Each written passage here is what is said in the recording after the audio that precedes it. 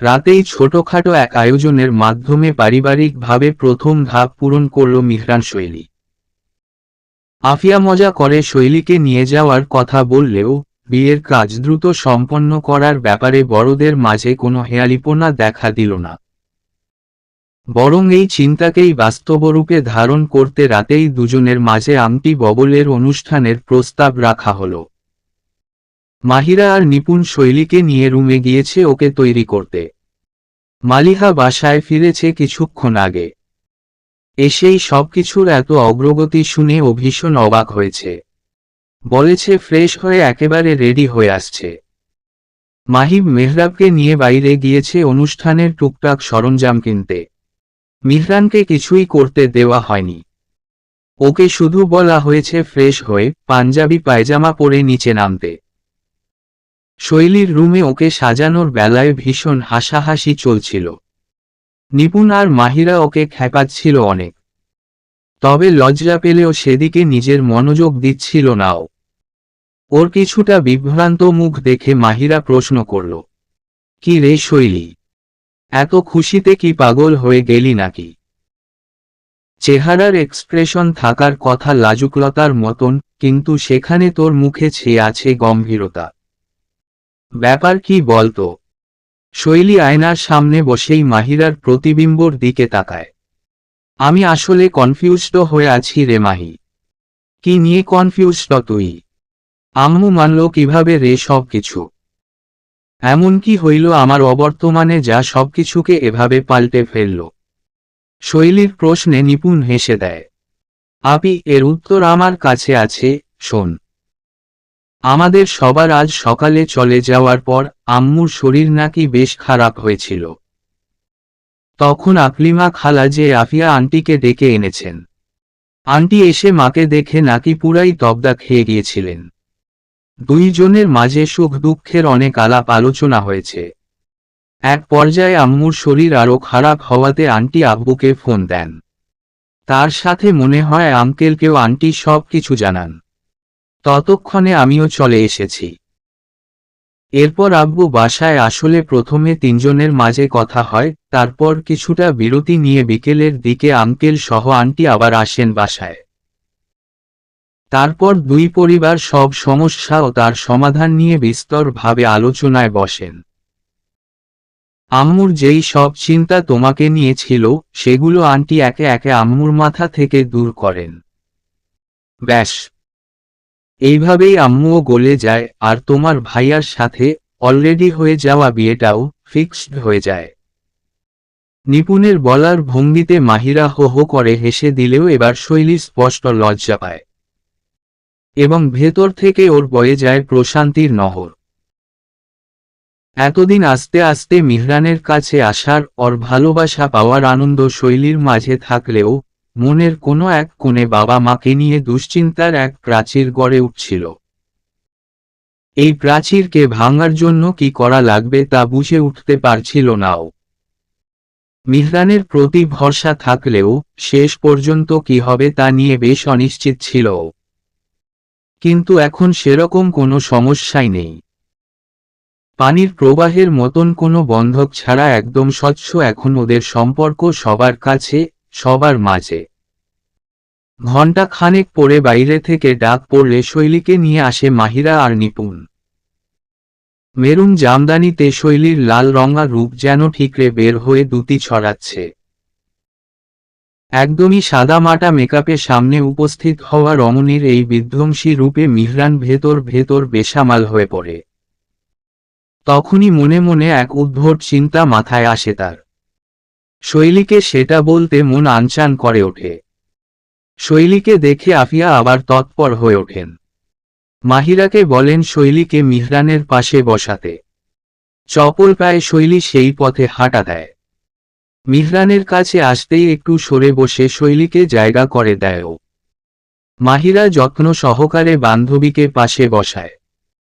তারপর সরে যেয়ে দাঁড়ায় নিপুণের সাথে। দুজনকে একসাথে বাঙালি নবদম্পতি সাজে কতটা মানিয়েছে তা নিয়েই পুরো ঘরে রব পড়ে যায়। সবার প্রশংসার কেন্দ্রবিন্দু হয়ে ওঠে ওরা। শৈলীর মায়ের তো চোখের পানি আজ কদিন ধরে থামার নামই নিচ্ছে না। পার্থক্য শুধু এখানেই যে আজ সকাল অবধি সেই অশ্রুর কারণ ছিল ভয়, শঙ্কা আর কষ্ট, এবং এখন সেই একই অশ্রু হয়ে উঠেছে খুশির ও প্রশান্তির প্রতিফলন। ঠিক একই প্রশান্তি বয়ে যাচ্ছে আজাদ সাহেবের বুকেও। মিহরানকে জামাই হিসেবে তার খুবই পছন্দ হয়েছিল। বিশেষ করে শৈলীর প্রতি ছেলেটার টান ওনাকে আকর্ষণ করেছিল। কোনো বাবা না চায় তার সন্তানের সুখ, কোনো বাবা এই ক্ষেত্রে স্বার্থপর না হয়। আজাদও হয়েছিলেন কিছুটা। মিহরানের শৈলীর প্রতি টান দেখে এই বিয়েটা তিনি কোনোভাবেই ভাঙতে চাননি। কিন্তু আবার স্ত্রীর কথাগুলোও যৌক্তিক লেগেছিল ওনার কাছে। তাই এক দ্বিধাদ্বন্দ্বের বেড়াজালে জড়িয়েছিলেন তিনি। তবে আজকে মিহরানের মা বাবার সাথে খোলাখুলি সব আলোচনার পরে তিনি নিজেকে এখন ভারহীন মনে করছেন। যাক, তার মেয়েটা সুখের খোঁজ পেল বলে। আপনজনদের উপস্থিতিতে খুব সুন্দরভাবে মিহরান শৈলী এক অপরের মাঝে আংটি বদল সম্পন্ন করল। বাসর রাতের উপহার স্বরূপ মিহরান যেই আংটি আগেই শৈলীকে পরিয়েছিল তা বুদ্ধি করে শৈলী আরেক হাতে পরে নিয়েছিল রুমে থাকতেই। যেই হাতেই পড়ুক না কেন, দুটো আংটি তো তার প্রেমিক পুরুষের ভালোবাসার চিহ্ন। দুটোই সযত্নে আগলে রাখবেও। মূল অনুষ্ঠান শেষ হওয়ার পর বড়রা বসল প্রোগ্রামের তারিখ ঠিক করতে। সেটা অবশ্য বেশি সময় লাগল না। মাহিব নাম করা 3টা কনভেনশন হলে কল দিয়ে কোনো সাপ্তাহিক ছুটির দিন ফাঁকা আছে তা খোঁজ নিল। এখন তো আবার বিয়ের তারিখ ভেন্যুর লভ্যতার ওপর নির্ভর হয় কিনা। আর্মি গল্ফ গার্ডেন ফ্রি পাওয়া গেল আগামী শনিবারে। বড়রা সেটাই পছন্দ করলেন। মিহরান শৈলীকে জিজ্ঞেস করাতে তারাও বড়দের ওপর মতামত ছেড়ে দিল। অবশেষে ধার্য হল যে শনিবারে ওদের রিসেপশন প্রোগ্রাম, শুক্রবারে হলুদ আর বৃহস্পতিবার ঘরোয়াভাবে মেহেন্দির অনুষ্ঠান হবে। সিদ্ধান্ত হওয়ার সাথে সাথেই সবার মাঝে তৎপরতার সৃষ্টি হল। যে যার মতন বিয়ের প্রস্তুতির আলোচনায় বসল। হেলদোল নেই তো শুধু দুজনের মাঝে, মিহরান আর শৈলী। তারা নিজেদের মতন বসে আছে স্থির হয়ে। তবে সেটা শুধু বাহির থেকে মনে হচ্ছে অবশ্য। সবার অগোচরে মিহরান অনেক আগেই শেলির এক হাতের ভাঁজে নিজের হাত গলিয়ে তা মুঠিবদ্ধ করে ফেলেছে। এতে শৈলী কিছুটা বাধা দিলেও মিহরান সেটা শোনার পাত্র না। শৈলী আর কি করবে, নিজেকে লজ্জার হাত থেকে বাঁচাতে সেই মুষ্টিবদ্ধ হাতের ওপর সবার অগোচরে শাড়ির আঁচল দিয়ে ঢেকে দিয়েছে। এতে যেন মিহরানের সাহস বেড়েছে আরও। হাতের ওপর অনুভূতির অত্যাচারে শৈলীকে জর্জরিত করছেও। ভেতর থেকে শিহরণের প্রবল জোয়ার বইলেও বেচারি শৈলী মুখে কিছুই বলতে পারছে না, শুধু মুখটাই রক্তিম হচ্ছে। এক সময় আর না পেরে মিহরানের দিকে চোখ পাকিয়ে তাকালো। মাথা হালকা এগিয়ে মৃদু ধমক দিল। কি করছেন কি? ছাড়ুন না আমার হাতটা। মিহরান ঠোঁটে বাঁকা হাসে। সামনে ঝুঁকে গলা খাদে নামায়। প্রশ্নই আসে না। শৈলী চোখ বন্ধ করে ফেলে ততক্ষণাৎ। মিহরানের মাদকময় কণ্ঠ তখনও ওর কানে বাজে। একটা আবদার করব, রাখবা? শৈলী নিশ্চুপতার মাঝেই সম্মতি জানায়। রাখবে সে। মিহরান প্রসন্নতার সাথে নিজের আবদার বয়ান করে। বিয়ের পর রোজ রাতে আমার সামনে তুমি শাড়ি পরবা। তোমাকে দেখে নেশা লেগে গিয়েছে। এই নেশা আমি রোজ রাতে করতে চাই। শৈলী চকিতে থমকায়। বন্ধ চোখ আরও যেন খিচে যায়। এমন আবদার শুনে পায়ের তালু পর্যন্ত শিহরণে নড়ে ওঠে ওর। মানুষটা এভাবে ওকে ভাষায় কেন নিজের প্রেমে? শৈলী এর উত্তর পায় না। এখন এত মানুষের মাঝেও শৈলীকে উন্মাদ করার পেছনে পড়েছে। একটু থামলেই হয়, কিন্তু মিহরান থামলে তো। অনুষ্ঠানের পর আমাদের রুমে আসবা। আর শাড়ি পরেই আসবা, এভাবে মাথায় আঁচল রেখেই। বলেই মিহরান আবার শটান পিছিয়ে সোজা হয়ে বসে। নির্দয়ী মানুষটা বুঝেও না বোঝার ভান করল তার প্রিয় মানুষের বেহাল দশা। এত লজ্জায় শৈলীর মনে হচ্ছিল ওর দম বন্ধ হয়ে আসবে। আর পারবে না নিজেকে বাঁচাতেও। এরই মাঝে রাতের খাওয়ার ডাক পড়ে। শৈলী যেন দম ছেড়ে বাঁচে যখন নিপুণ মিহরানকে দুলাভাই দুলাভাই বলে গদগদ করে ডাইনিং টেবিলে নিয়ে যায়। তাড়াহুড়োর মাঝেই বেশ জম্পেশ খানাদানার আয়োজন করা হয়েছে। যেহেতু রেহানা অসুস্থ ছিলেন তাই আফিয়া তাকে বেশি একটা কিছু করতেই দেননি। নিজের বাবুর্চি আলেয়াকে ডেকে এনেই রান্না চড়িয়েছেন। কিছু জিনিস বাইরে থেকে আসার সময় মাহিব নিয়ে এসেছিল। খাবারের আগে ওপরে মিলে বেশ কিছু ফটোসেশন পর্ব চলল মিহরান আর শৈলীকে ঘিরে। হুট করে ওদের নিয়ে এত আয়োজনে শৈলী আসলে লজ্জায় মিয়ে পড়েছিল। তাই সংকীর্ণ রূপে মিহরানের পাশে চুপটি মেরে বসেছিল ও। তা দেখে ওকে একটু খেপাতে ওর আরেক পাশে এসে বসল মাহি। কি রে শৈলু, তুই এরকম ৮০-র দশকের বধূদের মতন বসে আছিস কেন? মাথা তো মোটে উঠছেই না। ভাইয়া বুঝি এরকম লাজুকলতা পছন্দ করে? শেষ প্রশ্নটা একদম শৈলীর কানের কাছে নিয়ে বলল মাহিরা। শুনেই শৈলী কপট দৃষ্টিতে তাকায় বান্ধবীর দিকে। তুই একদম তোর ভাইয়ের মতন, পুরাই ঠোঁটকাটা। লাগাম দে মুখে। মাহিরা লাগাম দেওয়া তো দূর, খিলখিলিয়ে হেসে ওঠে। কানের কাছে এসে আবার দুষ্টুমি শুরু করে। ভাইয়া বুঝি এভাবেই তোকে লজ্জা দেয়? আমার এই গম্ভীর ভাইটার মাঝে রোমান্টিকতা আছে তাহলে? এই শৈলু, বল না, ভাইয়া কি তোর কাছে এসেছে? আই মিন তোদের মাঝে কিছু হয়েছে নাকি বিয়ের প্রোগ্রামের জন্য এখনো ওয়েট করছিস তোরা? প্রপার বাসর করবি হাহাহা। ঝট করে শৈলীর চোখের সামনে আবারও গত রাতের প্রেমগাথা উপস্থিত হয় স্পষ্ট হয়ে। মুহূর্তেই অনিয়ন্ত্রিত কাঁপুনি ওঠে সর্বাঙ্গে। মুখ ফসকে বের হয়ে আসে বাক্য, তোর ভাইয়ের এত ধৈর্য কই যে অপেক্ষা করবে? বলেই শৈলী দাঁত কামড়ায়। কি সর্বনাশ করেছে বুঝতে পেরে আর চোখে তাকায় মাহিরার দিকে। ওর বিস্ফোরিত চাউনি বুঝিয়ে দিচ্ছে যে মেয়ে কথাটা শুনেছে এবং সেটা আমলে এনেছে। শৈলী সাথে সাথে চোখ সরায়। ও জানে মাহিরা এখন কি করবে এবং হলো তাই। উত্তেজিত মাহিরা শৈলীর বাহু শক্ত করে ধরে। তুই বান্ধবী নামে কলঙ্ক বুঝলি? সবকিছুই আমাকে দেরিতে জানাস। বিয়েটাও জানালি দেরিতে, আর বাসরের খবর তো মনে হয় পেতামই না। তুই এই মীর জাফরগিরি কেন করিস বলতো? ভাবি হয়ে বন্ধুত্ব ভুলে গেলি? শৈলী মাথা নোয়ায় লজ্জায়। মাহিরা ওর সবচাইতে কাছের বান্ধবী, আর বান্ধবীদের সাথে এইসব নিয়ে মজা করা তো ওদের নৈতিক অধিকার। তাই এই বিষয়টা ওকে শৈলী জানাতই, কিন্তু এখনো ২৪ ঘন্টাই হয়নি, নিজেই তো সবকিছু গোছাতে হিমশিম খাচ্ছে। তার ওপর পাশে বসা মানুষটার দিনে দিনে বাড়ন্ত অনিয়ন্ত্রিত আবদার ও দুষ্টু মিষ্টি অত্যাচারে নিমজ্জিত।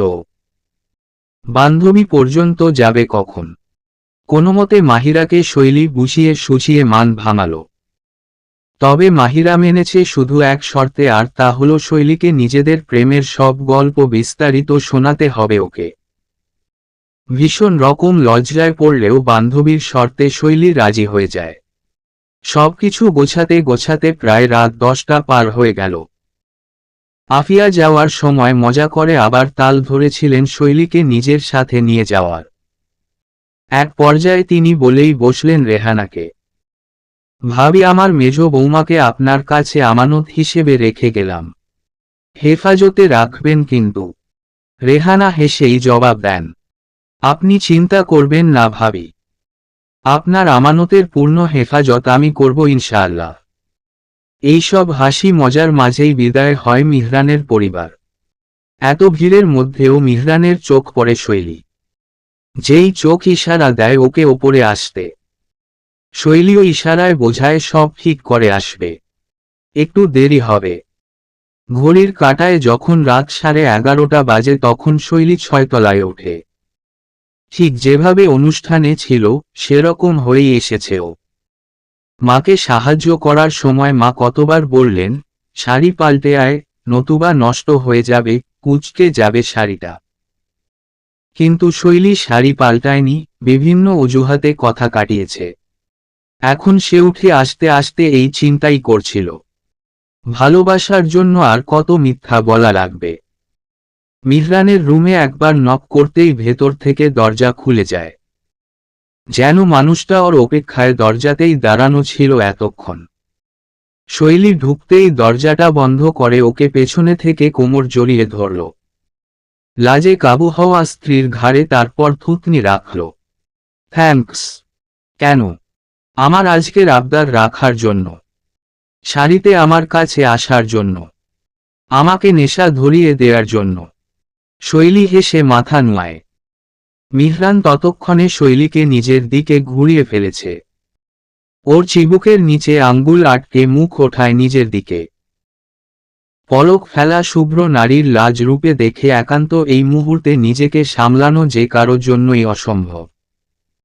সেখানে মিহরান তো শৈলীর সেই প্রেমিক পুরুষ, ওর সামলানোর তো কোনো অর্থই নেই। পরক্ষণেই নিজের অধর দিয়ে ভালোবাসার জানান দেয় মিহরান শৈলীকে। লজ্জা পেলেও ভরকায় না শৈলী, বরং আজ অনেকটা মন্থরগতিতে রয়ে স্বামীর আদর বুঝে নিতে থাকে। ও তো জানতই মিহরান কেন ওকে এখন চায়, আর ওর নিজেরও কি সেই একই নেশায় মাতাল হওয়ার ইচ্ছে নেই? আছে তো। সময় গড়ায়, সাথে দুজনের প্রেম মুহূর্তের গভীরতাও। এমনই একক্ষণে আশপাশের নীরবতাকে ভঙ্গ করে শৈলীর মোবাইল চিৎকার দিয়ে জানান দেয় কারো কলের কথা। প্রথম বাজার সময় শৈলী উঠতে চাইলেও মিহরান দুহাত খাটের সাথে লেপ্টে ধরে থামিয়ে দেয় ওকে। নিজেদের উষ্ণ মুহূর্তের রেশ কাটাতে সে নারাজ। স্বামীর ইচ্ছায় শৈলী তখন বাধা না দিলেও দ্বিতীয়বারের কলে শৈলী খাটে উঠে বসতে চায়। মিহরানকে নিজের কাঁধের ভাঁজ থেকে ওঠানোর প্রচেষ্টায় বলে, আচ্ছা একবার দেখতে দাও না, ফোন দিয়েছে, বাজতে দাও, এখন যেও না। আহা, জরুরি কারো কলও তো হতে পারে, কোনো এমার্জেন্সি। বলতে বলতে ফোনের লাইন আবার কেটে যায়। মিহরান বাঁকা হেসে শৈলীর ওপর আবার ঝুঁকে আসে। এমার্জেন্সি শেষ। শৈলী কপট রাগ দেখিয়ে হাসি ওঠায় ঠোঁটে।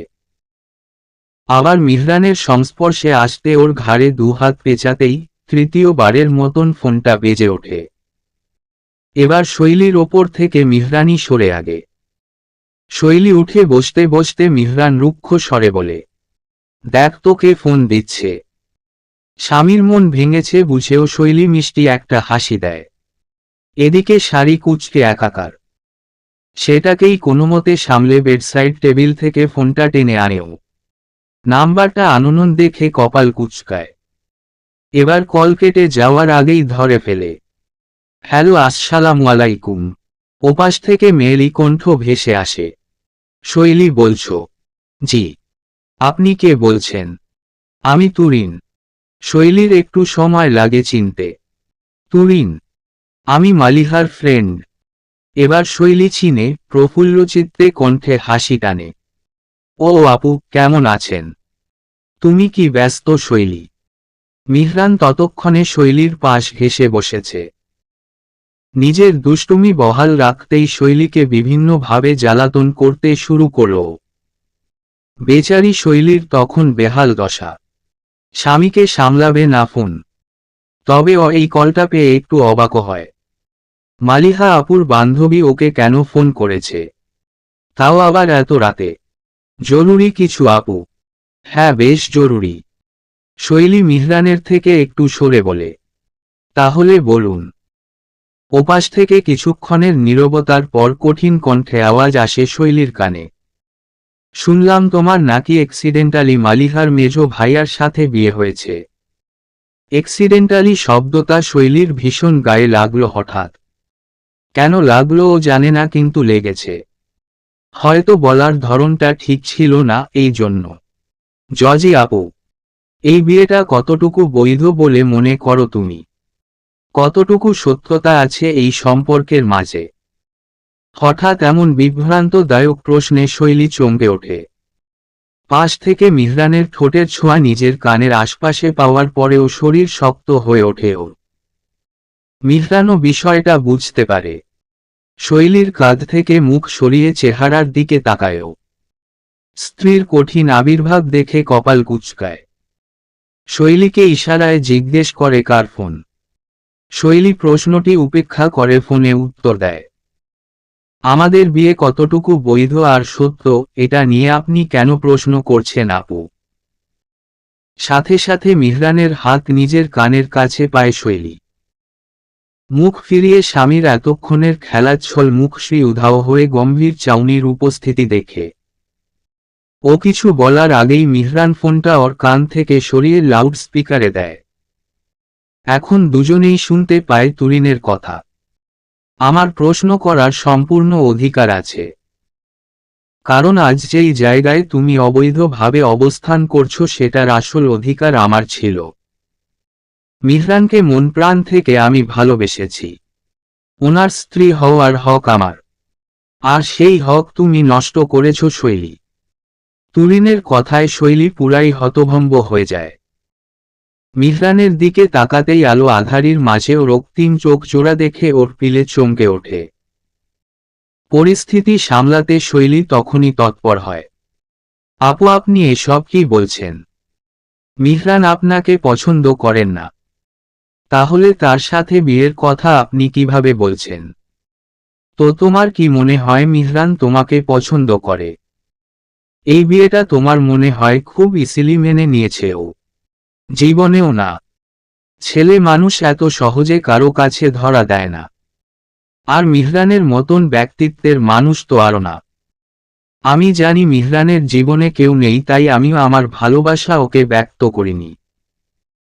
পারিবারিকভাবে আগাতাম আমি এবং পেয়েও যেতাম ওকে, কিন্তু মাঝখান দিয়ে আমার সব স্বপ্ন আকাঙ্ক্ষাকে ধুলায় মিশিয়ে তুমি আমার বৈধ জায়গাটা ছিনিয়ে নিয়েছ শৈলী। তুরিনের কান্নার দমক স্পিকারের মাধ্যমে ওদের সারা রুমে ছড়িয়ে পড়ল। শৈলী কি বলবে, কিভাবে মেয়েটাকে সান্ত্বনা দিবে কিছুই বুঝতে পারছিল না। তবে ওর কিছু করাও লাগলো না, তার আগেই তুরিনের রাগান্বিত আওয়াজ শুনতে পেল ওরা।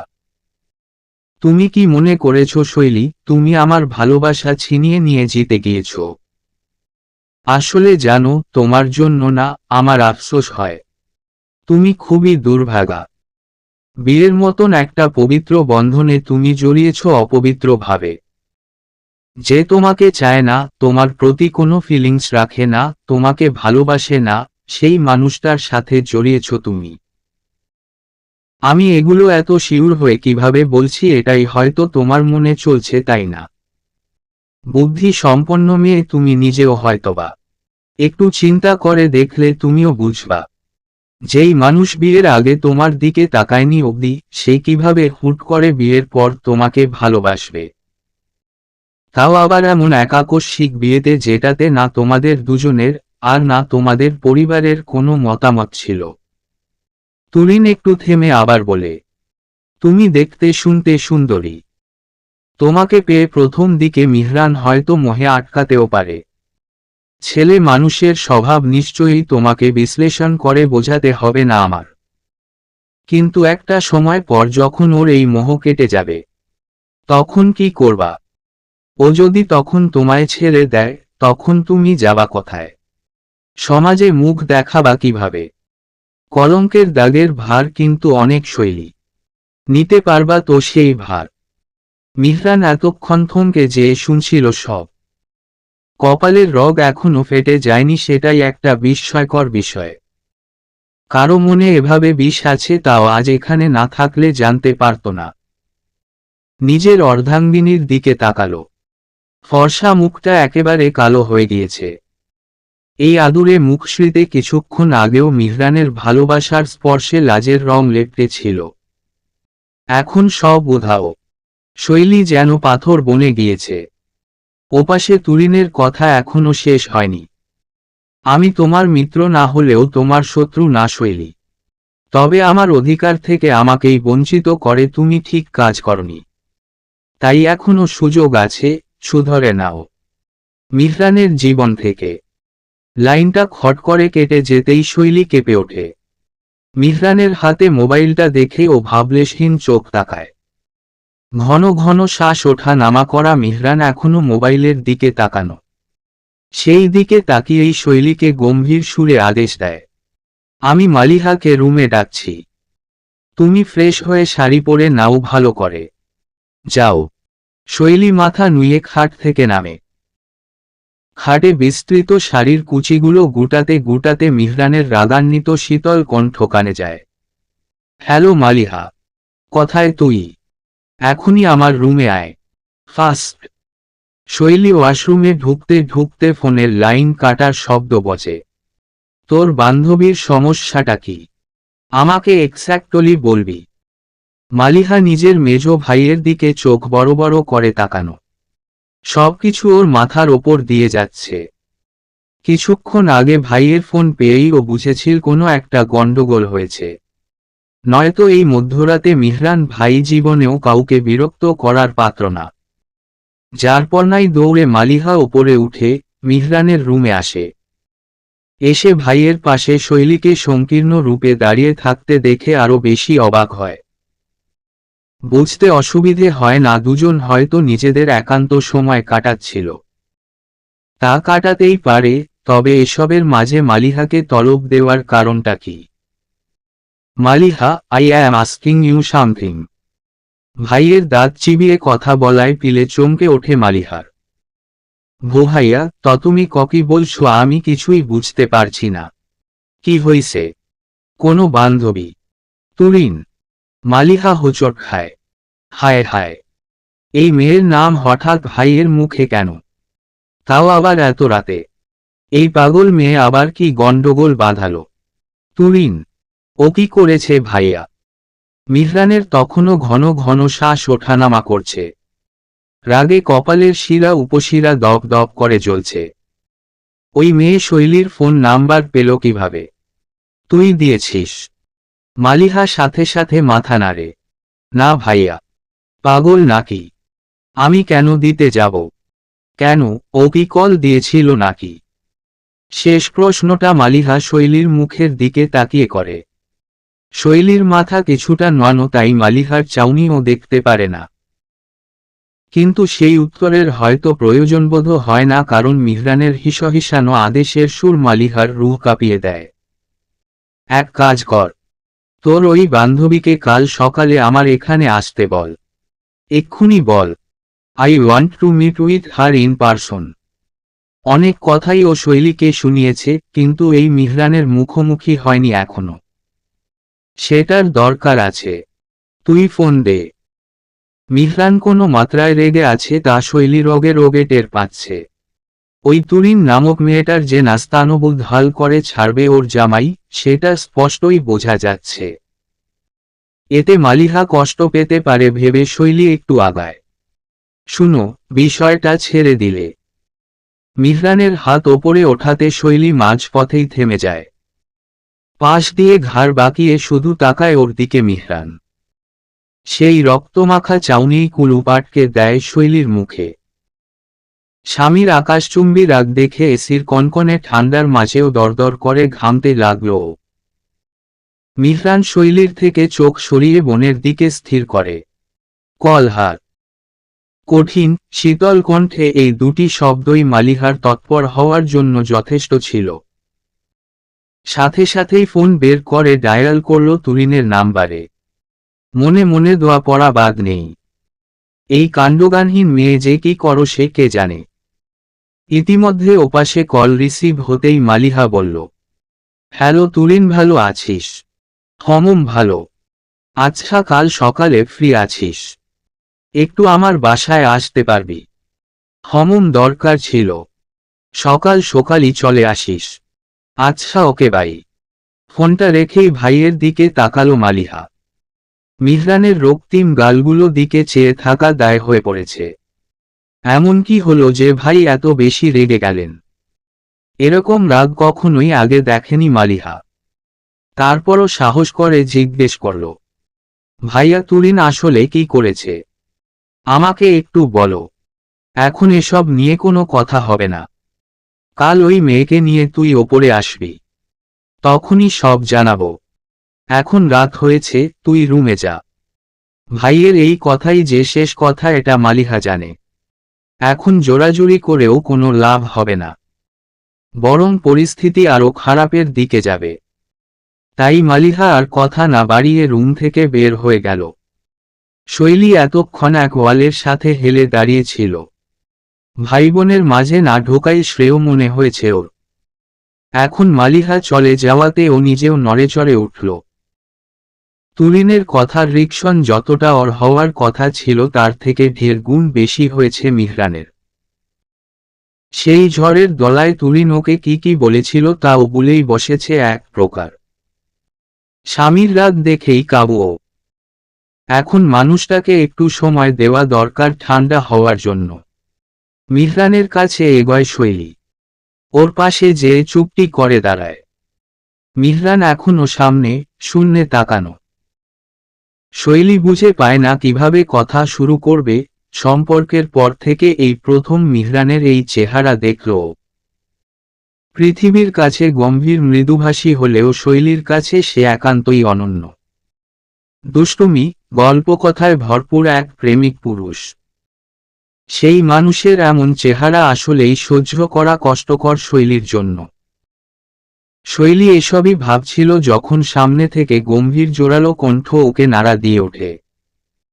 তুমি কি ওই মেয়ের বলা কথাগুলো বিশ্বাস করেছ? শৈলী থমকায়, ক্ষণিকের জন্য বাকরুদ্ধ হয়, তারপর মুখ খুলে। কোনো কথাগুলো? তোমার প্রতি আমার অনুভূতি নিয়ে যেই কাদা ছুঁড়েছে ও সেগুলো বিশ্বাস করেছ? শৈলীর ঠোঁটে আলতো হাসি ভাঙে। এখনো সামনে তাকিয়ে থাকা স্বামীর ডান হাতে নিজের কবজি গলায়ও। আমি আমার নিজের ভালোবাসার ওপর বিশ্বাস করি, যার তার কথার ওপর না। মিহরান সচকিতে ঘুরে দাঁড়ায়। শৈলী ওর চোখে অনেকক্ষণ পর হাসি জ্বলতে দেখে। কিছু বুঝে ওঠার আগেই শৈলী নিজেকে মিহরানের বুকে পায়। নিশ্চুপ আলিঙ্গনে জড়িয়ে ধরে মিহরান নিজের মাঝে তার স্ত্রীরূপী মানবীকে। প্রশান্তির নিঃশ্বাস ফেলে বারংবার। ভস্মিত রাগের প্রলেপের ভেতর দিয়ে এতক্ষণ বয়ে যাওয়া আতঙ্ক ও শঙ্কাগুলো এখন একে একে নিচ্ছে। শৈলীর ওর প্রতি এই অগাধ বিশ্বাস, তাই এখন ওর মন, দেহ সব ঠান্ডা করে দিয়ে যাচ্ছে। শুভ্র সকাল। রোদের মিষ্টি আভা পর্দা ঠিক করে রুমে ঢোকার আপ্রাণ চেষ্টায় লিপ্ত। তবে এসির কনকনে ঠান্ডায় যেন সেই উদ্দীপ্ত কিরণ মিয়ে যাচ্ছে। উঠে পারছে না মিহরানের পেটানো মেদহীন শরীর এলানো বিছানাতে। তাই এখনো কোনো প্রকার বাধা ছাড়াই আরাম করে ঘুমিয়ে আছে ও। এমনই এক প্রহরে শৈলী রুমে প্রবেশ করল। মেইন দরজা ভেতর দিয়ে সিটিকিনি দিয়ে লক থাকলেও থাই গ্লাসে শুধুই ইলেকট্রনিক লক লাগানো। সেটার খোলার জন্য একটা চাবি আগেই শৈলীকে দিয়ে রেখেছে মিহরান, যাতে ও যখন খুশি তখন আসতে পারে। সেই রাস্তা ধরেই শৈলী এই মুহূর্তে রুমে প্রবেশ করেছে। গত রাতে শৈলী বেশিক্ষণ থাকেনি মিহরানের সাথে। মিহরানও জোর করেনি। মন মেজাজ পুরোপুরি ঠিক হচ্ছিল না ওর। তবে শৈলীকে যাওয়ার সময় বলে দিয়েছিল সকাল বেলা এসে যেন ওকে ঘুম থেকে উঠায়। এখন সেই আবদার পূরণ করতেই শৈলীর আগমন। শৈলী রুমে ঢুকতেই ওর সাথে পাল্লা দিয়ে সূর্যের কিরণগুলো ঢুকে পড়ে। মুহূর্তেই রুমে ছড়িয়ে পড়ে লালাভ আভা। দরজা বন্ধ করতেই আবার কিছুটা নিভে যায় সেই আলো। শৈলী মুচকি হেসে পা বাড়ায় খাটের দিকে। মিহরানের চৌড়া কাঁধের পাশে গিয়ে শান্ত হয়ে বসে। ওর ঘুমন্ত তৈলাক্ত চেহারার দিকে তাকিয়ে থাকে কিছুক্ষণ। আস্তে আস্তে কেমন এক নেশায় জড়িয়ে পড়ে। ঘুমের মাঝেও কি এত সুন্দর লাগাটা জরুরি এই মানুষটার? ভেবে পায় না তা শৈলী। আলতো হাতে অমসৃণ গালে হাত ছোঁয়ায়। খোঁচা খোঁচা দাঁড়িয়ে এসে লাগে তালুতে। আজব এক শিহরণ তড়িত গতিতে গায়ে বয়ে গেলেও শৈলী হাত সরায় না। উল্টো বুড়ো আঙ্গুল দিয়ে গালে পরম আদরে ঘষতে ঘষতে মুখ নয় মিহরানের কানের কাছে। Good morning. মিহরান কিছুটা নড়ে ওঠে, তবে চোখ খুলে না। শৈলী মুচকি হেসে আবার শুধায়, ওঠো না, সকাল হয়েছে তো। চোখ পিটপিট করে তাকায় মিহরান। শৈলীকে দেখে প্রশান্ত হাসি দিয়ে আবার চোখ মুদে। শৈলী এবার কপট রাগ দেখায়। আরে, উঠছো না কেন? 9টা বেজে গিয়েছে তো। দেখো, তুমি না উঠলে আমি চলে যাব কিন্তু। এটা বলার পরও যখন মিহরান উঠছে না দেখে শৈলী আসলেই চলে যাওয়ার প্ল্যান করল। কিন্তু ওঠার জন্য পিঠ সোজা করতেই মিহরানের হাতের টানে একদম যেয়ে পড়ল ওর বুকে। আকস্মাত এই টানে শৈলী পুরো ভড়কে যায়। কি সমস্যা? সকাল সকাল কি করছো? ততক্ষণে শৈলীর গলায় মুখ ডুবিয়েছে মিহরান। গুড মর্নিং জান। শৈলী থমকায়। রুক্ষ, সোজাসাপটা, গম্ভীর এই মানুষটা এতদিন নিজের ভালোবাসা নানানভাবে জানান দিলেও এরকম ফিল্মি স্টাইলে ওকে কোনো নামে ডেকে ওঠেনি। আজ প্রথম জান বলে ডাকল। পেটের ভেতর প্রজাপতিদের পারাপারি যেন সহ্য হচ্ছে না আর। গলে যায় মিহরানের শরীরেও। মিহরানও সেটা বুঝে নিজের স্পর্শের গভীরতা আরও বাড়িয়ে দেয়। সকাল সকাল শৈলীকে প্রেম রাজ্যে নিয়ে যাওয়ার প্রস্তুতি নিতে শুরু করেও। কিন্তু বেশি একটা দূরে আগাতে পারে নাও তার আগেই মিহরানের ফোনটা বেজে ওঠে। মালিহা কল দিয়েছে দেখেই শুধু কলটা রিসিভ করার সিদ্ধান্ত নেয়। শৈলীও দেখেছে কলটা, বুঝেও গিয়েছে কেন মালিহার কল এসেছে। তাই নিজেকে মিহরানের বন্ধন থেকে বের করে পরিপাটি হয়ে বসেও। সকাল 9:30। মালিহা তুরিনকে নিয়ে ছাদে উঠে আসে। রাতেই রুমে এসে তুরিনকে ফোন দিয়ে ওর মুখ থেকে সব কথা বের করেছে মালিহা। তুরিনের করা কাণ্ড শুনে ইচ্ছা মতন গালমন্দ করে ওকে। এত বড় গাধামি কেউ করে কিভাবে? তুরিন প্রথমে নিজের পক্ষে অনেক তর্কে জড়ালেও যখন শুনেছে যে ওর সব কথা মিহরান শৈলীর পাশে বসে শুনেছে, তখন তুরিনের মাথায় বাজ পড়ে। তার ওপর যখন জানতে পারে যে মিহরান ওকে ডেকে পাঠিয়েছে, তখন সাথে সাথেই বেঁকে বসেও। কোনোভাবেই মিহরানের সামনে আসতে চাচ্ছিল না তুরিন। মালিহাই জানে কত কাঠখড় পুড়িয়ে ওকে মেয়েটাকে এখান পর্যন্ত আনতে হয়েছে। ছাদে এসে মালিহা মিহরানকে ফোন দেওয়ার 10 মিনিট পর রুম থেকে বের হলো মিহরান। তুরিনের ওকে দেখা মাত্র মনে জেগে আসা ভয় কর্পূরের মতন উবে গেল যখন মিহরানের পেছনে পেছনে ওর হাত ধরে শৈলীকে বের হতে দেখল। মুহূর্তেই চোয়াল শক্ত হয়ে উঠল। কাল অনেক রাতে এই বদ মেয়েটাকে ফোন দিয়েছিল, তখনও মিহরানের পাশে ছিল, আবার এখন এই 7 সকালে মিহরানের হাত ধরেই রুম থেকে বের হচ্ছে। এসব চিত্র একদিকেই ইঙ্গিত করে তুরিনের, সেটা বুঝতে পেরে অজান্তেই চোখের কোণ ভরে এলো। সব শেষ ওর জন্য। গম্ভীর ও রুক্ষ সাজে মিহরান সামনে এসে দাঁড়াতেই তুরিন মাথা ঝুঁকায়। মিহরান একটু সময় নেয় না। অত্যন্ত আনুষ্ঠানিক স্বরে কাঠিন্য মিশিয়ে প্রশ্ন ছোড়ে, আপনি তুরিন? তুরিনের বুক ছাদ করে ওঠে। যাকে এত ভালোবাসলো সেই মানুষটা নাকি ঠিকঠাক ভাবে ওর নামই জানে না। তাহলে কার আশায় এতদিন পথ চেয়ে বসেছিল ও? মিহরান তুরিনের উত্তরের জন্য অপেক্ষা করল না। গতকাল রাতে আপনি কি আমার স্ত্রীকে ফোন দিয়েছিলেন? আমাদের সম্পর্ক নিয়ে উল্টাপাল্টা কথা বলেছিলেন। কেন এই দুঃসাহস দেখিয়েছেন জানতে পারি কি?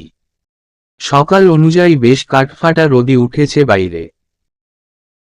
তবে চারিপাশে এত গরমের মাঝেও মিহরানের বলা বাক্যগুলো বরফের ন্যায় হিমশীতল শোনালো বাকি তিনজনের কাছে। তুরিন যা দেখছে, যা শুনছে, এতে ভেতর থেকে সে পুরাই জর্জরিত।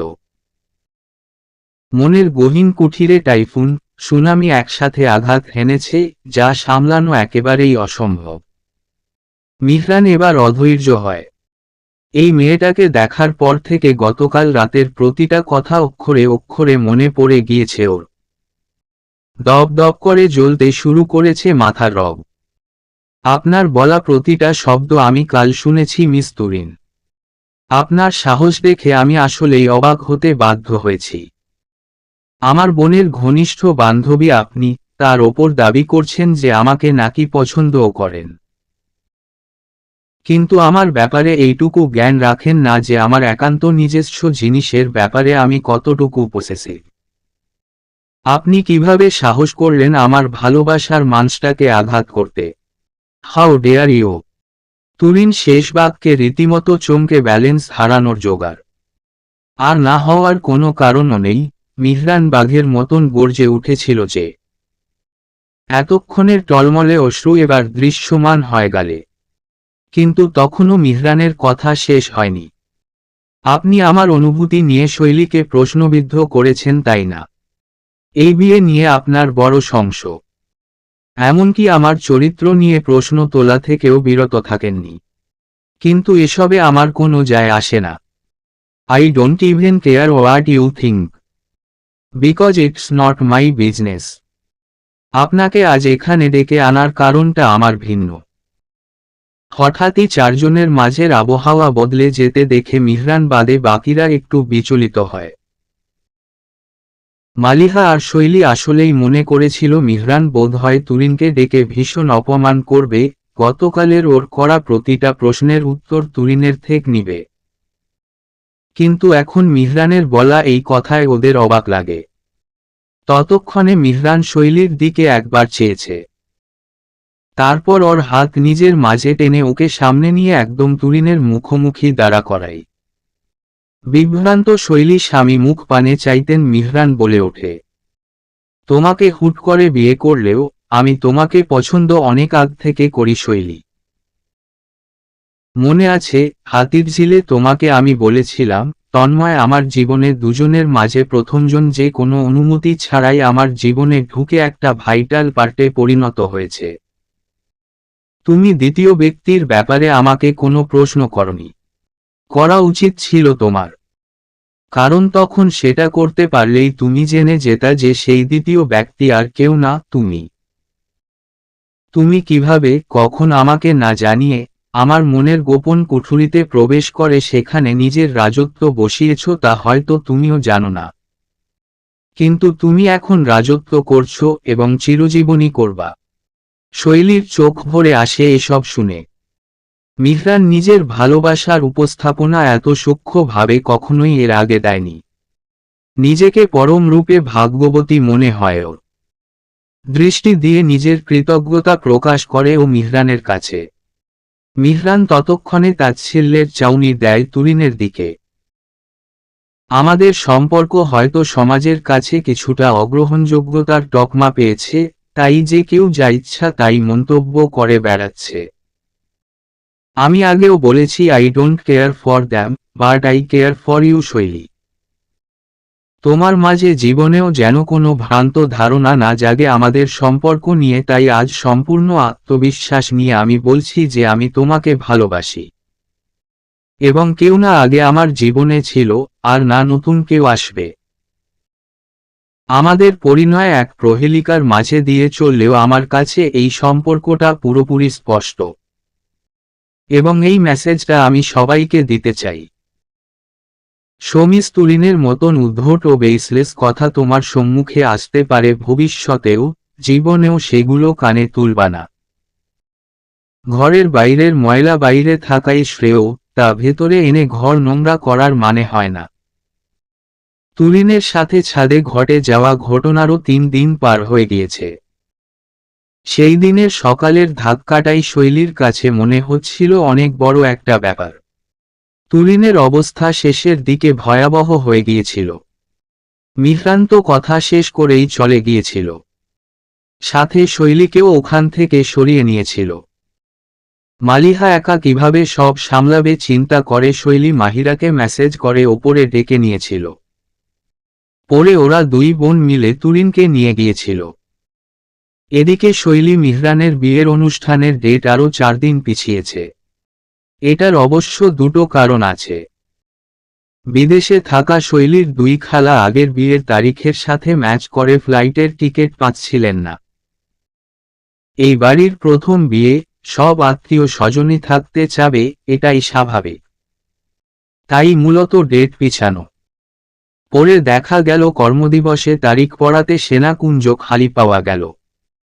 ওটা আরও বেশি সুন্দর দেখে ওখানেই প্রোগ্রাম করার বিষয়ে সবাই রাজি হলো। আজ সকালে ঘটেছে আরেকটা বড় ঘটনা। বড় মানে ভূমিকম্পে সব নাড়িয়ে দেওয়ার মতন বড়। ভার্সিটিতে যে মানুষের গুঞ্জনমুখর আলোচনায় শৈলী, মাহিরা আর মেহরাব জানতে পারে কোনো এক কারণে রিক, জোহেব সহ আরও 2টা ছেলে এবং লাবণ্যকে ভার্সিটি থেকে 2 সেমিস্টারের জন্য সাসপেন্ড করে দেওয়া হয়েছে। এর সাথে রিকের বাবা শাহজাহান সাহেবও নিজ থেকে বোর্ড অফ ট্রাস্টিসের মেম্বার হিসেবে ইস্তফা জমা দিয়েছেন। মাহিরা আর মেহরাব খবরটা শোনা মাত্রই খুশিতে লাফ দিয়ে ওঠে। শৈলীকে জড়িয়ে ধরে ওর কানের কাছে মুখ নিয়ে মাহিরা প্রফুল্লচিত্তে বলে, উচিত শিক্ষা হইছে ওদের দোস্ত। আলহামদুলিল্লাহ, আমি খুব খুব খুব খুশি। তবে বন্ধুদের খুশির পাড়া উঁচু স্তরে পৌঁছালেও শৈলী এখনো থমকে আছে। কপালে কোটিটা ভাঁজ বসিয়ে মাহিরার দিকে নিশ্চুপ চাউনিতে তাকায়। মাহিরা সেটা দেখে অবাক হয়ে যায়। কি রে শৈলু, তুই খুশি নারী খবর শুনে? শৈলী কিছু একটা ভাবছিল, মাহিরার কথা শুনে নড়ে ওঠেও। মাহি, আমি তোদের সাথে পরে কথা বলবো। এই বলে শৈলী বাকি দুজনকে মূর্তিমান রেখেই দৌড়ে প্রেমিসিস থেকে বের হলো। ফ্যাকাল্টিদের ফ্লোরে এসে শৈলী সোজা মিহরানের রুমের দিকে পা বাড়ায়। দরজা নক করতেই ভেতরে থেকে গম্ভীর গলার আওয়াজ শুনে ভেতরে ঢোকেও। মিহরান মনিটরে কাজ করছিল, শৈলীকে দেখে তাড়াতাড়ি ল্যাপটপ বন্ধ করল। ততক্ষণে শৈলী টেবিলের কাছে চলে এসেছে। তুমি শুনেছ কি হয়েছে? মিহরান কপাল কুঁচকে তাকায়। কি হয়েছে? রিকদেরকে সাসপেন্ড করা হয়েছে। এই কিছুক্ষণের বিভ্রান্তিময় চেহারাটা এখন মিলিয়ে গেল মিহরানের। স্বাভাবিকভাবেই তাকালো স্ত্রীর দিকে। জানি। কিভাবে হলো এটা? কি কারণে? মিহরান ততক্ষণে নিজের আসন থেকে উঠে শৈলীর পাশে এসে দাঁড়িয়েছে। ওর হাত কোমল স্পর্শে নিজের মুঠোয় নিয়ে বলে, পিকনিকের রাতে ও যেই দুঃসাহস দেখাতে চেয়েছিল সেই কারণে। শৈলী একদম চুপ মেরে যায়। আতঙ্ক ভর করে ওর 2 চোখে। মিহরানের ধরা হাতটা জাপটে ধরেও। তুমি নিশ্চয়ই কিছু করেছ, তাই না? মোটেও না, আমি কিচ্ছু করিনি। শৈলী এবার বিভ্রান্ত হয়। তাহলে কে? বাবা। বাবা? বাবা মানে? বাবা মানে তোমার আব্বু। এবার আসলেই শৈলী কেঁপে ওঠে। নিজের বাবার নাম কশিকালেও আশা করেনিও। আব্বু? আব্বু এসবের মাঝে আসলেন কিভাবে? মিহরান মুচকি হাসে শৈলীর অবস্থা দেখে। চেয়ার টেনে প্রথমে ওকে বসায়, তারপর পাশে বসে কথা শুরু করে। আমাদের বিয়ের বিষয়টা যেদিন পরিবারের সবাই জানতে পারে, তখনই আমি পুরো ঘটনাটা সবার সাথে শেয়ার করেছিলাম। বাবা যে কথাগুলো ভীষণ সিরিয়াস ভাবে নিয়েছিলেন আমি বুঝতে পারছিলাম। 2 দিন আগে তিনি আমার সাথে আলাদাভাবে ব্যাপারটা নিয়ে আবার কথা বলেন। অভিভাবক হিসেবে ভার্সিটির কর্তৃপক্ষের সাথে আলোচনার করার সিদ্ধান্ত নেন। আমিও পূর্ণ সহমত দেই। আসলে সত্যি বলতে এমন একটা সুযোগ আমি নিজেও খুঁজছিলাম। তোমার সাথে ঘটে যাওয়া ঘটনাটা মোটেও ছোট কিছু ছিল না। এটা কর্তৃপক্ষকে জানানো দরকার ছিল অনেক আগেই, কিন্তু যেহেতু আমাদের বিয়ের ব্যাপারে এখানে কেউ জানে না, তাই শুধু একজন ফ্যাকাল্টি হয়ে তোমার জন্য লড়াই আমি করতে পারতাম না। তাই বাবা যখন পদক্ষেপ নিতে চাইলেন, আমি তাকে সাহায্য করতে রাজি হয়ে গেলাম। শৈলী মিহরানের বলা প্রতিটা শব্দ মন দিয়ে শুনল। এতক্ষণের ধাঁধাগুলো যেন আস্তে আস্তে গিট খুলতে শুরু করল। আচ্ছা, আমাকে তো লাবণ্য রুমে আটকে রেখেছিল। রিকের সম্পৃক্ততার ব্যাপারে তো আমাদের কিছুই জানা নেই। তাহলে ও এসবের মধ্যে পড়ল কেমন করে? মিহরান এবার বাঁকা হাসি দেয় শৈলীর পানে। আসল মজা তো এখানেই ছিল। আমার বলা সেদিন রাতের সব কথাই কিন্তু একটা হাইপোথেসিস ছিল, কিন্তু আমি জানতাম কর্তৃপক্ষর কাছে গেলে এত বড় একটা অভিযোগ শুধু কথার ওপরে টিকতে পারবে না। হয়েছিল তাই। প্রথমে বোর্ড মেম্বাররা মানতেই চাচ্ছিল না কিছু। পরে আমি লাবণ্যকে ডেকে পাঠিয়েছিলাম। সবার সামনেই আমি ওকে জেরা করেছি একটার পর একটা।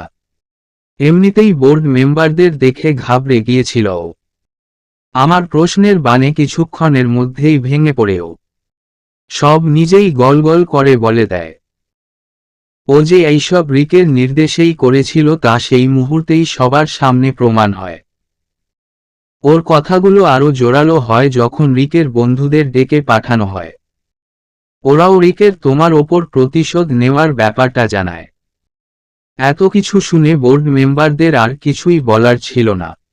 বোঝাই যাচ্ছিল সবকিছুর পেছনেই ওই রিক দায়ী। আবার একদিন রিকের ভার্সিটি থেকে পুরোপুরি অনুপস্থিত থাকাও তখন প্রশ্নবিদ্ধ হয়। তুমি নিশ্চয়ই খেয়াল করেছ সেই দিনের পর রিককে আর দেখা যায়নি ক্যাম্পাসে। ও আসলে শরীর খারাপের বাহানায় গা ঢাকা দিয়েছিল। যতই নিজের থেকে ছোট ও দুর্বলদের ওপরও জুলুম করে নিজের পুরুষত্ব জাহির করতে চাইতো না কেন, আসলে বাস্তবে ও একটা আস্ত কাপুরুষ। ভয় পেয়ে গিয়েছিল যে ওর কারসাজি ফাঁস না হয়ে যায়, তাই ভার্সিটি আসেনি। এত কথা একসাথে বলে একটু থামল মিহরান। তারপর আবার কথা চালালো। ওদের 2 সেমিস্টার সাসপেন্ড করে এমন কোনো শাস্তিই দেওয়া হয়নি। দে ডিসার্ভ মোর। কিন্তু তাও একটা বিহিত হয়েছে ভেবে আমার ভালো লাগছে। কেন? তুমি এগুলো জেনে খুশি হওনি? শৈলী নিঃশ্বাস ফেলে গভীর চোখে তাকায়। তোমাদের অনেক কষ্ট হয়ে গিয়েছে না? বিশেষ করে তোমার। একটার পর একটা ঝামেলা ইদানিং জড়ো হচ্ছে। প্রথমে তুরিন আপু, এখন এটা। মিহরানের যেন আজ হাসার দিন। কষ্ট তো গিয়েছেই, যাচ্ছেই, তবে সব কষ্টই পুষিয়ে নিচ্ছি তো এক এক রাতে, তাই না? শেষ কথাটা মিহরান শৈলীর কানের সন্নিকটে এসে বলে। মুহূর্তেই কান গরম হয়ে ওঠে শৈলীর। এই কয়দিনে মানুষটার ওর সাথে লাগামহীনতার মাত্রা দেখে ফেলেছে ও। তাই ও জানে আর কিছুক্ষণ এখানে থাকলে ওর নিস্তার নেই। তাই ঝটপট উঠে দাঁড়ালো ও। আমার ক্লাসের দেরি হয়ে যাচ্ছে, পরে কথা হবে, এই বলেই এক দৌড়ে বের হয়ে যায় রুম থেকে। মিহরান পলক ঝাপটাতেই চলে যায় ওর নাগালের বাইরে। আজ রাতে পুলের পাশে আবার বন্ধুদের মেলা বসেছে। 2-1 জন বাদে আবারও সেই অনেক দিন আগে এই আসর বসিয়েছিল যারা তারাই উপস্থিত হয়েছে। সেই আগের বারের মতনই বারবিকিউর আয়োজন হয়েছে, আগের বারের মতনই গান বাজনাও হচ্ছে। সবই এক, শুধু একটি পরিবর্তন আছে। সেইবার যেই আকর্ষণ ছিল এক লুকোচুরির আস্তরণে ঢাকা, আজ সেটা জনসম্মুখে। সেবার শৈলী ছিল শুধুই একজন গেস্ট, এসেছিল মিহরানের বোনের বান্ধবী হয়ে। আর আজ সে এই পার্টির হোস্ট।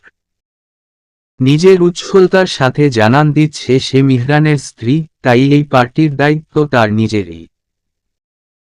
আজ এই পার্টি আয়োজনের মূল কারণ হলো হলুদে কে কি পারফর্ম করবে তা নিয়ে আলোচনায় বসা। তন্ময়ের ইচ্ছা পূরণ দিনের হলুদের মতন গানের প্যারোডি করার। এতে এক পক্ষ আরেক পক্ষকে পচাতে পারবে। কিন্তু মালিহার আবার ইচ্ছা নাচের ম্যাশআপ করা। সবাই নিজেদের মতামত নিয়ে গভীর আলোচনার নিবন্ধ থাকলেও যাদের ঘিরে এই আয়োজন তারাই চুপচাপ। পুলের পাড়ে সবাই জড়ো হয়ে বসা। কেউ কেউ চেয়ারে বসলেও বেশিরভাগই বসা ফ্লোরে, একদম পুলের ফিরোজা পানির পাশে।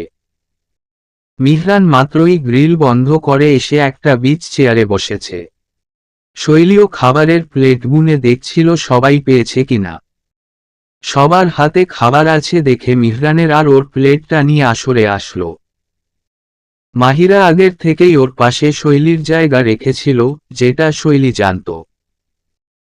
তাই মিহরানের হাত খাবার দিয়ে ও সেদিকেই যাওয়ার জন্য পা বাড়ায়। কিন্তু এক কদমও যাওয়া হয় না, তার আগেই বলিষ্ঠ হাতের বাধা ওকে থামিয়ে দেয়। চকিতে পেছনে ফিরে মিহরানের চোখে তাকিয়ে দেখে নিজের পাশেই বসার আহ্বান জানাচ্ছে মিহরান। এই আবদার ফেলার রুচি ও ইচ্ছা কোনোটাই নেই শৈলীর। মুচকি হেসে চেয়ারের পাশে, ঠিক মিহরানের হাঁটু বরাবর ফ্লোরে বসে পড়ে সে। এই দেখে মাহিরা দুষ্টুমি করে রাগ দেখায়। কি রে শৈলী, তুই ওখানে কেন বসলি? তোর না আমার পাশে বসার কথা?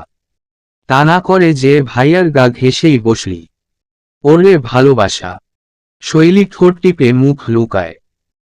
ততক্ষণে মাহিরার কথা ও দুষ্টুমি সবাই বুঝে যে হো হো করে হেসে ফেলে। শৈলীর মনে মনে ইচ্ছে হচ্ছিল তখন ওর বান্ধবীর চুল ধরে টানুক। মেয়েটার মুখ আসলেই লাগাম ছাড়া। তন্ময় ভাই যে কেমনে একে সামলাবে। অফ। কিছুক্ষণ এই নিয়ে হাসি মজার মাঝেই অনেক কিছুর সিদ্ধান্ত নেওয়া হলো। শৈলীর কাজিনরা বেশিরভাগই দেশের বাইরে থাকে, তাই হলুদের আসর জমানোর দায়িত্ব মিহরানের পরিবার ও বন্ধুদের ওপরেই পড়ল। এবং সেটা সানন্দেই গ্রহণ করল তারা। খাবারের শেষেও চলল বেশ কিছুক্ষণ আড্ডা। এরই মাঝে শৈলীকে মাহিরা ইশারায় একবার কাছে ডাকে। দুই বান্ধবী মিলে আসর থেকে উঠে মিহরানের রুমের দিকে পা বাড়ায়। রুমে ঢুকতেই মাহিরা বলে, দোস্ত তোর কাছে একটা আবদার করব। বান্ধবী হিসেবে না, ননদ হিসেবে, ভাবির কাছে আবদার করব। রাখবি? শৈলী কপাল কুঁচকায়। বল না, কি আবদার? কি করতে হবে আমাকে? দোস্ত ভাইয়ার কাছে আমার আর তন্ময়ের ব্যাপারটা তোকেই হ্যান্ডেল করতে হবে। তন্ময় নিজে থেকে তো বলবেই, কিন্তু আমি চাচ্ছি বিষয়টা আমার তরফ থেকেও ভাইয়ার কানে যাক। আফটার অল সে আমার ভাই। আমার কাছ থেকেও জানার অধিকার আছে ওনার। কিন্তু লজ্জায় ওনার সামনে দাঁড়ানো আমার জন্য দায়, এগুলো বলা তো দূরে থাক। তাই আমার হয়ে তুই একটা সুযোগ খুঁজে ভাইয়াকে বলে দিস না দোস্ত। তোর প্রতি সারা জীবন কৃতজ্ঞ থাকব। শৈলী বান্ধবীর আকুতি শুনে ওকে জড়িয়ে ধরে। তুই একদম চিন্তা করিস না, আমি আছি তো। সময় বুঝে আমি তোর ভাইয়ের সাথে কথা বলবো। কিন্তু আমার মনে হয় তন্ময় ভাইয়ারও উচিত উনাকে সব জানিয়ে দেওয়া। ততক্ষণে মাহিরা শৈলীর থেকে সরে এসেছে। হ্যাঁ, ও জানাবে বলেছে। আসলে তোদের বিয়ের মধ্যে মেজো ভাইয়াকে আর ডিস্টার্ব করতে চাচ্ছে নাও। এই অনুষ্ঠান শেষ হলেই আমাদের ব্যাপারটা নিয়ে ভাইয়ার সাথে আলোচনায় বসবে। শৈলী মাহিরার কাঁধ হা করে ধরে। দুষ্টুমির ছলে বলে ওঠে, হাসান পরিবার তাহলে পর দুইটা বিয়ে হোস্ট করতে যাচ্ছে। বাহ বাহ। মাহিরা লাজে রক্তিম হয়ে রুম থেকে বের হয়। দুই বান্ধবী আবার হাসতে হাসতে এসে সবার সাথে গল্পে যোগ দেয়। রাত 11টা নাগাদ পার্টি ভঙ্গ হলো ছাদে। আজ অস্বাভাবিক গরম ছিল সারাদিন। দুদিন ধরেই এরকম। কেমন আবহাওয়াটা গুমোট হয়ে আছে। রাতে বিদ্যুৎ চমকালেও গতকাল বৃষ্টি হয়নি। আজও বিদ্যুৎ চমকেছে, কিন্তু কালকের মতোই হয়তো আকাশ আজও ধোঁকা দিবে মনে হচ্ছে। কিন্তু বৃষ্টির খবর তো আর মানুষ আগের থেকে জানে না। তাই বাইরে থেকে আসা মিহরানের গেস্ট আর কাজিনরা থাকতে চাইল না। বৃষ্টির কবল থেকে বাঁচতে বাসায় আগে ভাগেই চলে যেতে চায়। এসব বুঝে মিহরানও আর জোর করে না কাউকে। সবাইকে বিদায় জানায় ও ছাদের দোরগোড়া থেকেই। শৈলীও বিদায় জানিয়ে আবার ছাদে ফিরে আসে, সব অগোছালো জিনিসপত্র নিজের মতন ঠিক করতে ব্যস্ত হয়ে পড়ে। সব ওয়ান টাইম প্লেটগুলো একসাথে করে সবে বিনে ফেলে সোজা হয়ে দাঁড়িয়েছিল শৈলী, তখনই ওর চোখ বড় হয়ে যায়। বলিষ্ঠ অমসৃণ এক হাতের শিহরিত স্পর্শ ওর কামিজ ভেদ করে নগ্ন কোমরে পৌঁছতেই শিরোদাঁড়া দিয়ে বয়ে যায় হিমশীতল অনুভূতি। আপনাতেই শৈলীর বড় হয়ে যাওয়া চোখ বন্ধ হয়ে যায় যখন ওর খালি কাঁধে কারো ভারী নিঃশ্বাস মুক্তোর মতন লুটিয়ে পড়ে। একই দিনে এসব ঘটনা নতুন নয় ওর সাথে। হঠাৎ হঠাৎ দেহ অসাড় করে দেয়া এই নেশাতুর স্পর্শগুলো শৈলীর চেনা হয়ে গিয়েছে। কিন্তু কেন যেন আজও সে অভ্যস্ত হতে পারেনি। মনে হয় প্রতিটা ছোঁয়াই নতুন, প্রতিবার কাছে আসাই এক নবগতির সুখের আভাস। শৈলী ঠোঁট টিপে মুচকি হাসে। ভারী অসভ্য তো তুমি। এই খোলা ছাদে কাছে আসছো, মাহিরারা কেউ চলে এলে। ততক্ষণে স্ত্রীর দেহ কাঁপিয়ে মিহরান নিজের ঠোঁট ডুবিয়েছে ওর কাঁধে। নিজ সুখে মত্ত হয়ে ধীর গলায় উত্তর দেয়, চোখ খুলে দেখুন ম্যাডাম। ছাদের দরজা বন্ধ সবার জন্য। শৈলী আসলেই চোখ খুলে ফিরে তাকিয়ে দেখে দরজা সত্যিই বন্ধ। তাহলে তখন এটারই আওয়াজ পেয়েছিল ও। লাজে রক্তিম মুখ নিয়ে প্রশ্নবিদ্ধ করে নিজের স্বামীকে। দরজা বন্ধ করলা কেন? যাতে কেউ আমাদের ডিস্টার্ব না করতে পারে। ধুর, সারাক্ষণ তোমার দুষ্টামি লেগেই আছে। ছাড়ো তো, কাজ আছে অনেক। সব কাজ বাদ। বলেই শৈলীকে নিজের দিকে ঘুরিয়ে পাজাকলে তুলে নেয় মিহরান। অবাক হলেও সাথে সাথেই ওর গলা জড়িয়ে ধরে শৈলী। স্বামীর বাঁকা হাসির বান থেকে নিজেকে বাঁচাতে ওরই বুকে মুখ লুকায়। তৃপ্তি নিয়ে সুন্দরী স্ত্রী মায়াবী এই রূপটা দেখে নিজের চোখকে শান্তি দেয় মিহরান। সযত্নে নরম মসৃণ দেহখানি আগলে নিজের রুমে প্রবেশ করে। পেছনে থেকে দরজা বন্ধ করে দুজন পাড়ি দেয় প্রেমস্বর্গে। মধ্যরাত। হঠাৎই শৈলীর ঘুম ভাঙে। নিজেকে বিছানায় একা পেয়ে উঠে বসে। টেবিলে রাখা ঘড়ির দিকে তাকিয়ে দেখে 2:30 ছুঁই ছুঁই। কপাল কুঁচকে যায় ওর। উনি কোথায়? তখনই নিস্তব্ধতা চিরে বাইরে থেকে পানি ছলকানোর আওয়াজ পায় শৈলী। মিহরান কোথায় বুঝতে পেরে খাট ছাড়েও। থাই গ্লাস ভেদ করে সামনে তাকাতেই শৈলীর মুখে হাসি ফোটে। মিহরানকে পুলে সাঁতার কাটতে দেখে থাইয়ের চৌকাঠে হেলান দুহাত বুকে বেঁধে দাঁড়ায়ও। বাদলের ঘনঘটা সরিয়ে আকাশে চাঁদ উঠেছে এখন, নিজের উজ্জ্বলতায় তিমিরে ডোবা ধরণীকে আলোকিত করার চেষ্টায় লিপ্ত সে। সেই চন্দ্রকিরণ পুলের আশপাশের পরিবেশকে ভাসিয়ে দিচ্ছে নিজের আলোয়। তারই মাঝে এক পেটানো মেদহীন শরীরের অধিকারী সাঁতার কেটে একবার যাচ্ছে এবার তো একবার ওপার। পানির আস্তর তার চৌড়া কাঁধ বেয়ে গলিত কাচের ন্যায় নামছে। শৈলী এই দৃশ্য দেখে রীতিমতো কেঁপে ওঠে। এত আকর্ষণীয় কেন এই মানুষটা? কেন এত সুন্দর সে? মিহরান ততক্ষণে শৈলীর অস্তিত্ব বুঝে তাকিয়েছে। স্ত্রীকে সামনে পেয়ে সাঁতার থামিয়ে পারে আসে। পুল থেকে বের হয়ে পাশে রাখা টাওয়েল ঘাড়ে পেঁচায়। শৈলীও পেছনে থাই গেট লাগিয়ে বেরিয়ে আসে। মিহরান এক পাশের টাওয়েল দিয়ে চুল মুছতে মুছতে ব্যস্ত ভঙ্গিতে বলে, তুমি উঠলা কেন ঘুম থেকে? শৈলী মিহরানের হাত টাওয়েল থেকে সরিয়ে টাওয়েলটাই ওর কাঁধ থেকে বের করে নিজের হাতে নিয়ে নেয়। তারপর মিহরানকে নিয়ে যেয়ে একটা চেয়ারে বসিয়ে ওর মাথা নিজ হাতে মুছে দিতে থাকে। আগে বলো, তুমি এত রাতে সুইমিং করছিলা কেন? গরম লাগছিল খুব। পানিতে কয়েকটা ঝাঁপ দিতে ইচ্ছা করছিল। তাই বলে এত রাতে? ঠান্ডা লেগে যেতে পারে তো। মিহরান শৈলীর কথা শেষ হওয়া মাত্রই শৈলীর হাত ধরে পেছনে থেকে এক ঝটকায় টেনে সামনে নিয়ে এসে ওর কোলে বসায়। নিজের ভেজা শরীরের সাথে লেপ্টে রেখে গোলাপি ওষ্ঠে অধর ছুঁয়ে গভীর এক ভালোবাসার চিহ্ন এঁকে দিয়ে চমকে ওঠা শৈলীর পানে চেয়ে বলে, ঠান্ডা লাগার কোনো চান্সই নেই। গরম থাকার উপায় আছে যে আমার। শৈলী ধরফরিয়ে কোল থেকে সরে ওঠে। তোমার রগে রগে শুধু দুষ্টামি বুঝছ। দেখ, এই রাত বিরাতে আমাকেও ভিজিয়ে দিলা। এখন ওঠো তো, যাও জলদি ড্রেস পাল্টাও, নয়তো আসলেই ঠান্ডা লেগে যাবে। মিহরান আর কথা না বাড়িয়ে বাধ্য ছেলের মতন রুমে গেল চেঞ্জ করতে। শৈলীও ভেবেছিল কাপড় বদলাবে কিন্তু পরে দেখল সিল্কে নাইট গাউনের ওপর পরিবেশের শুষ্কতার কারণে পানি তাড়াতাড়ি শুকিয়ে যাচ্ছে। তাই ভেতরে আর না যেয়ে ওখানেই বসে মিহরানের অপেক্ষায় রইল। কিছুক্ষণ পরেই মিহরান বের হয়ে বসল শৈলীর পাশে। এখন দুজনের চোখ থেকেই ঘুম পুরাই গায়েব।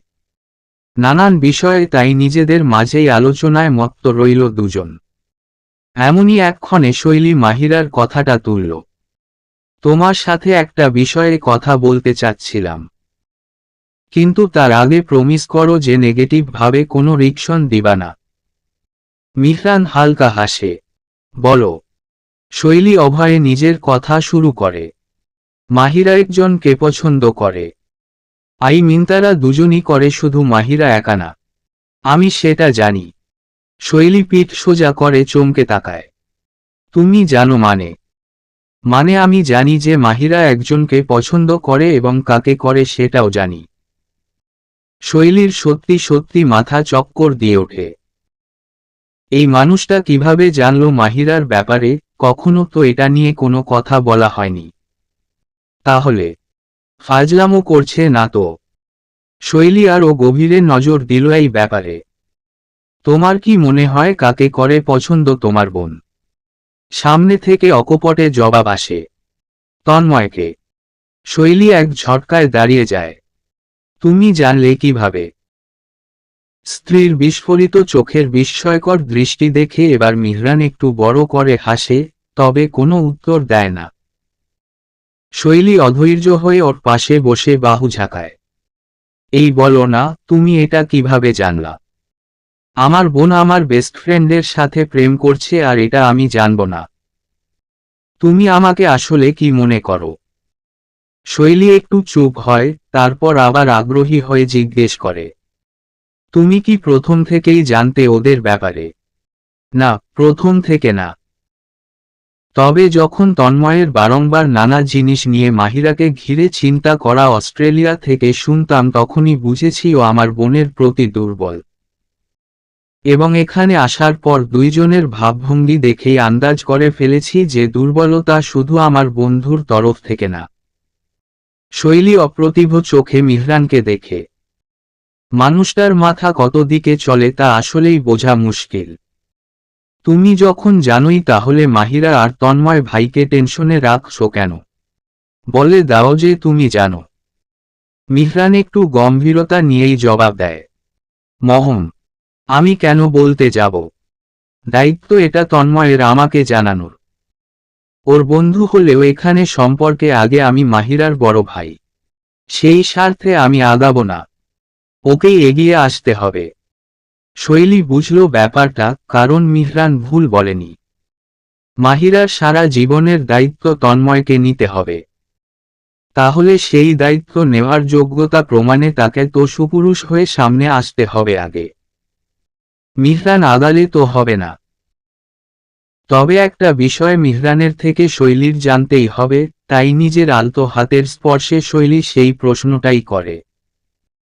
আচ্ছা তন্ময় ভাইয়া, তোমাকে বলার পরে তুমি কি করবা? মানে তুমি কি এই সম্পর্কে রাজি হবা?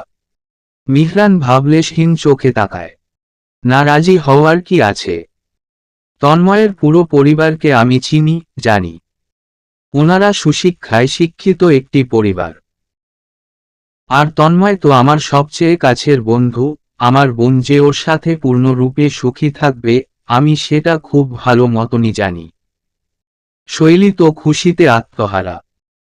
মিহরানের বাহু জড়িয়ে ওর কাঁধে নিজের মাথা রেখে প্রফুল্লচিত্তে বলল, ওয়াও, আমাদের বিয়ের পর মাহিরাদের বিয়ে। আমি তো আমার বান্ধবী কাম ননদের বিয়েতে সেই মজা করব। মিহরান স্ত্রীর খুশি দেখে হাসে।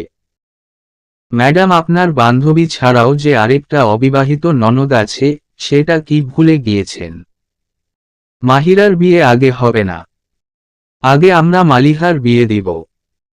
শৈলী উঠে মিহরানের দিকে তাকিয়ে দাঁত কামড় দেয়। উপোস, সরি সরি, আমি এক্সাইটমেন্টে আপুর কথা ভুলেই গিয়েছিলাম। তাই তো, আগে তো আপুর বিয়ে, তারপর সে না মাহি। আর আমি শুধু মাহির বিয়েতে মজা করা নিয়ে বসে আসি। দেখছো আমার বোকামি? নিজের স্ত্রীর মুখরিত আননে অপরাধবোধের ছায়া দেখে মিহরানের ভারী আদুরে লাগে। সাথে সাথেই নিজের বুকে টেনে ওর মাথা আগলে নিয়ে মাথার চুলে ঠোঁট ছোঁয়ায়। এত টেনশনের কিছু নেই। দুজনই তোমারই ননদ। মজা দুই বিয়েতেই করতে পারবা। চলবে।